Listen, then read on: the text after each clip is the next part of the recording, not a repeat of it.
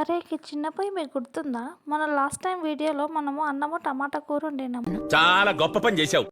ఇప్పుడు అదే స్టైల్‌లో మనము ఆలు కర్రీ చేయబోతున్నాము. సో, ఆలు కర్రీకి కావాల్సిన పదార్థాలు ఆలు, పచ్చిమిర్చి, కరివేపాకు, కొత్తిమీర, ఉప్పు, కారము, పసుపు, అల్లం వెల్లిగడ్డ, ధనియాల పొడి, జీలకర్ర ఆవాలు. అయితే ఇప్పుడు ఆలును మనము చిన్న చిన్న ముక్కలుగా కట్ చేసుకోవాలి. ఎందుకంటే మనం చిన్న ప్లేట్‌లో వండుకుంటున్నాం కాబట్టి, ఆ ప్లేట్‌లో పడే విధంగా చిన్న చిన్నగా ఆలు కట్ చేసుకోవాలి. అలాగే పచ్చిమిర్చి కూడా చిన్న చిన్నగా కట్ చేసుకోవాలి. సేమ్ కొత్తిమీర, పుదీనా కూడా కట్ చేసి పెట్టుకోవాలి. ఇప్పుడు మన పొయ్యి వెలిగించుకొని ఒక బగోని పెట్టుకొని అందులో వంటకి కావాల్సినంత నూనె పోసుకోవాలి. ఇలా ఆయిల్ కొంచెం వేడి అవ్వనివ్వాలి. ఆయిల్ అయితే వేడైపోయింది. సో, ఇప్పుడు ఏం చేయాలంటే వేడైన ఆయిల్‌లో కొన్ని జీలకర్ర ఆవాలు వేసుకోవాలి. ఇలా జీలకర్ర ఆవాలు చిటపటలాడనివ్వాలి. చూసారా? జీలకర్ర ఆవాలు ఎలా వేగుతున్నాయో.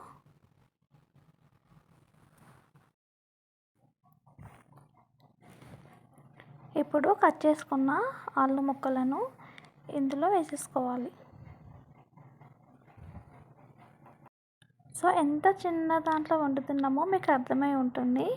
ఇట్లా ఫింగర్‌తోనే నేను మూవ్ చేస్తున్నాను ఆలూస్‌ని. చూడండి. కొన్నే వేసుకున్నాను ఇంకా. అన్నీ పడట్లేదు అందులో. సో, ఇప్పుడు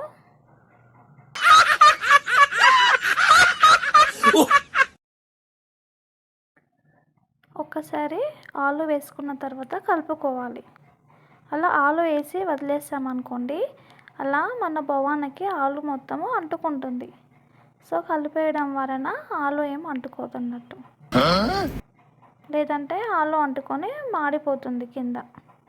సో, ఇప్పుడు చిటికెడు పసుపు వేసుకోవాలి.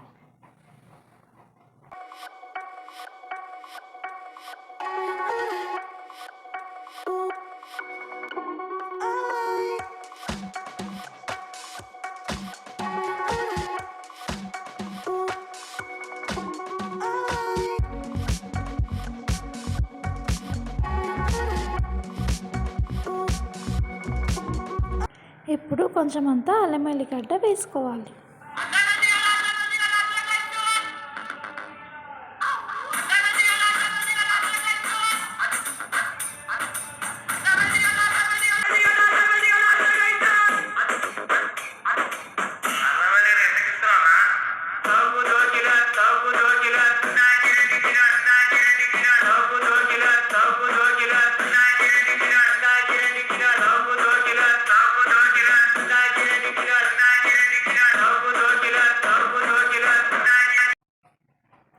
కొత్తిమీర వేసుకోవాలి.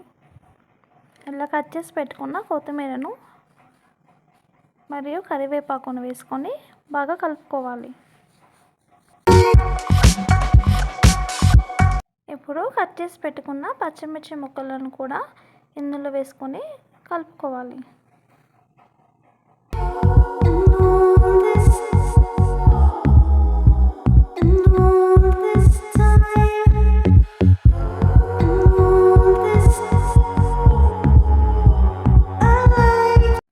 ఇప్పుడు ఆలు బాగా ఉడకడం కోసం ఇలా మూత పెట్టేసుకోవాలి.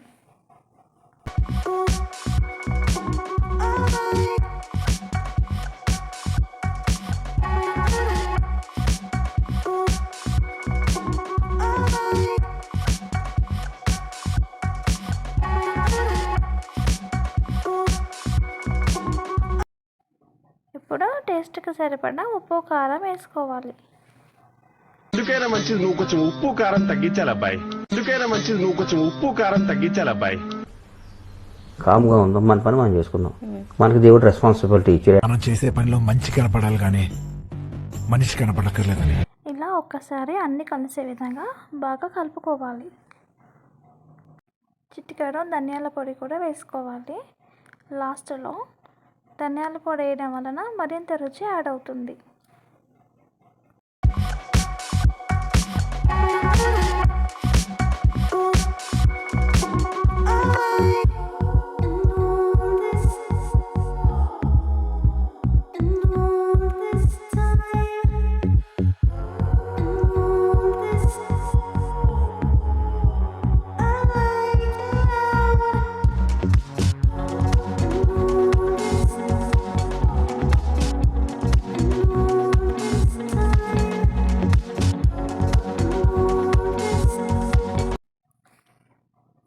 ఇప్పుడైతే మన ఆలు కర్రీ పర్ఫెక్ట్గా కుక్ అయిపోయింది.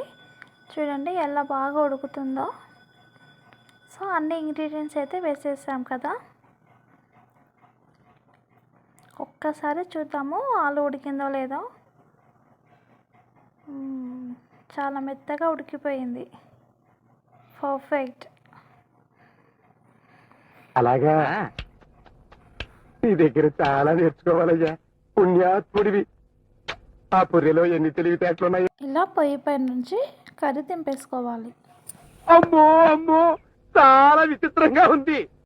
చూసారా దీపం పైన ఎలా వంట చేసామో.